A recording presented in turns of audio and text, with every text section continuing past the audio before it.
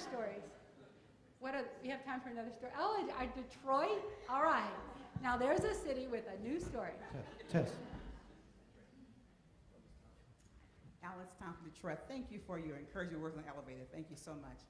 I am struck by the comment that you raised $25 million and people gave the way they don't vote. Yeah.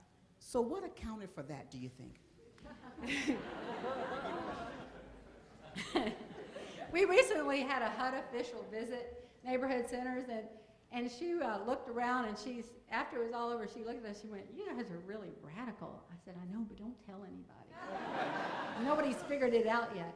Well, but I want, in all seriousness, if you go in, first, somebody asked me last night, so how do you get people to help you that have these opinions that, we find painful? I say, you ask them. You ask them. You invite them out, you teach them, you educate, you ask. Because if we're willing to go in without judgment, in the same way we go into neighborhoods, appreciating what people do have to offer, what they are willing to do. Maybe they'll never vote the way we want them to, but if they're willing to help in another way and you're willing to allow them to do that, that's how transformation happens. And that's how this happened. I mean, this was built and paid for, and it's, it's a pretty amazing thing to see happen in Houston. But we also took into consideration the context. In Houston is a city built for work. Now my second favorite city, sometimes my first one, is New Orleans. Now New Orleans was built for living. Thank God there's a place to go where it's still about life and celebration and food and family and music. But Houston was built to work, for work. And so when we said to people who vote another way entirely, these folks are here to work, and they are working. In this neighborhood where everyone had talked about all the problems, 3% unemployment. People are working their tail ends off. So everybody in Houston understands that. Oh, you came here to work. And there's another little secret about Houston. Everybody with money has been broke a couple of times. Now, y'all don't know this about us because, we only tell you about when we're doing well. We don't come up here and talk about when we're broke, but we'll be broke again. And the good thing about that is that people who've got a lot of money right now, remember in the 80s when we were like flat broke. We were so broke. In fact, right now we go, well, at least it ain't the 80s. Y'all don't remember that because it wasn't like that for the rest of y'all.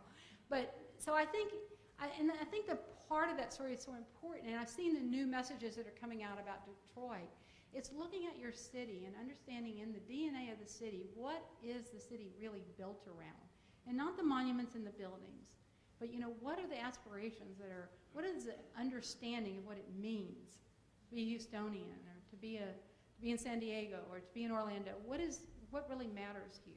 And you connect people to that, and you help them see the way in which people in that neighborhood really represent the future of those aspirations. This may sound like Pollyanna stuff, but it works. And you'll always be accused if you're positive. If you got anything positive to say, people go, "Oh yeah, that's really Pollyanna stuff," But it's powerful because we can be united on some things when we're divided on a whole lot of details. We can be united around that every person has a right to the opportunity for work. We can be united around that. So there are things like that I think really help. So, okay, so that's it. Thank y'all so much.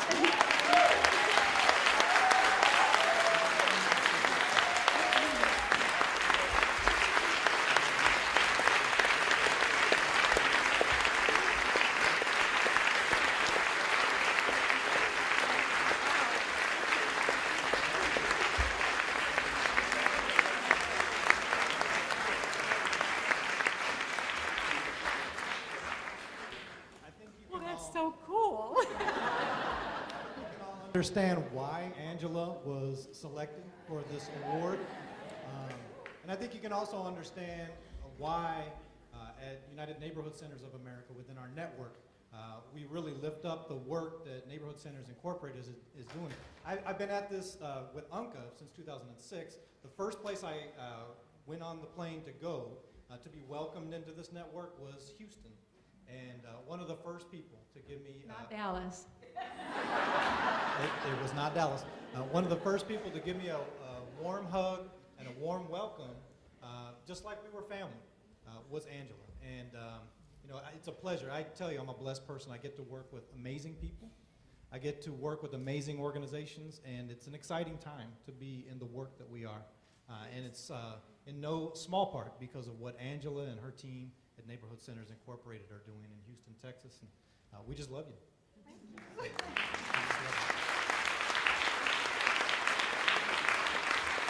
Thank y'all so much.